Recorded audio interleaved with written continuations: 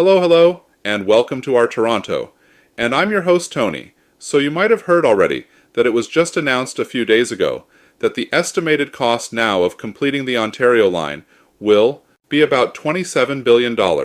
If you can remember when the Ontario line was announced, the original price tag was only $11 billion. Yes, I said only because by comparison, it feels like we were getting the bargain of a lifetime. To be completely honest with you, I don't think I even know where to start with this video. The most successful project that Metrolinx has undertaken in the city in recent memory has been the Finch LRT line. Please correct me if I am wrong about that.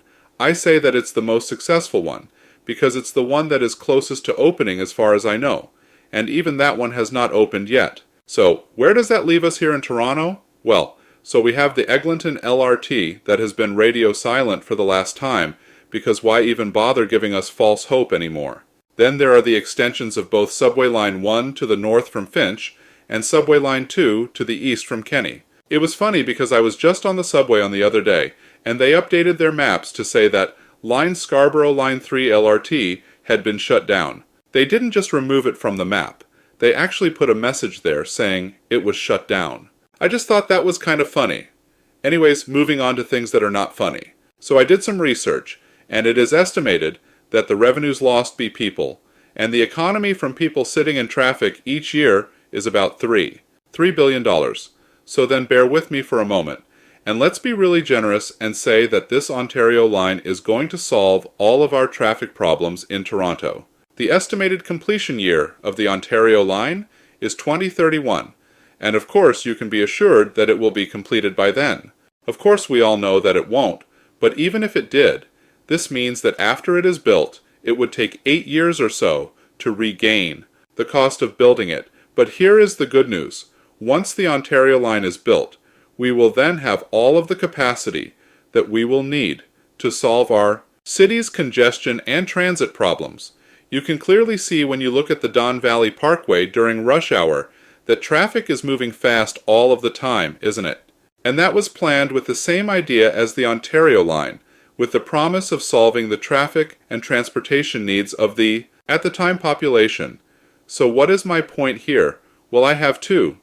The first is that I really think that there is an actual point that we need to look at, whether or not something is actually worth the cost benefit.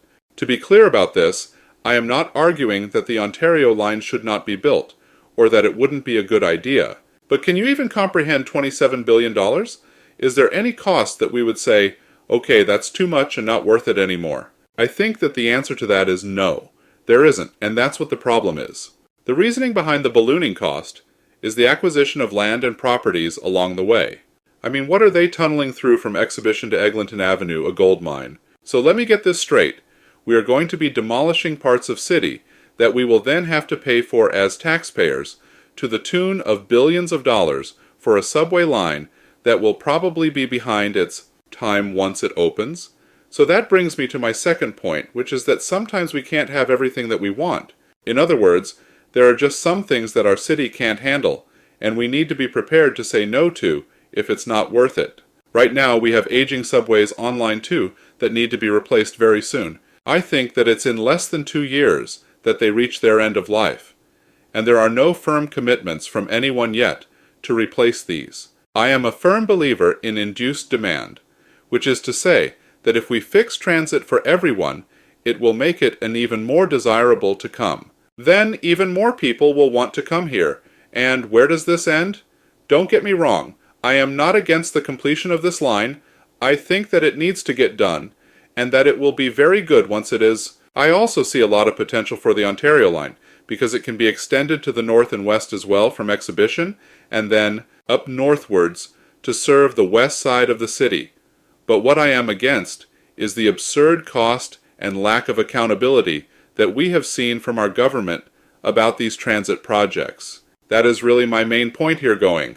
From $11 billion in 2019 to $27 billion is not chump change. Yet there is nobody to question, and no answers coming from anyone to explain why this is the case. I think that there is just a complete lack of transparency and breakdowns as to how we get to these numbers. Anyways, that's all I had to say about this. I think that the transit plans that the city has are fantastic, but the way that they are being managed is completely unacceptable. And I hope that as a community, we will not stand for it. As for what is additionally controversial part of everything is as follows. As of the making of this video, Metrolinx plans on keeping the Science Center station name, even though they have just closed the Science Center and have not even started building this station. You just can't make this stuff up. I hope that you liked the video. If so, please give it a like. If you're not subscribed and want to be notified of new videos that are released, please click on the Art Toronto button here. This is the video that I would recommend for you to watch next, and I'm sure that you're going to love it. Here's the playlist for all of the latest in transit news and views that you're going to find very informative and interesting. And finally, here is the latest video.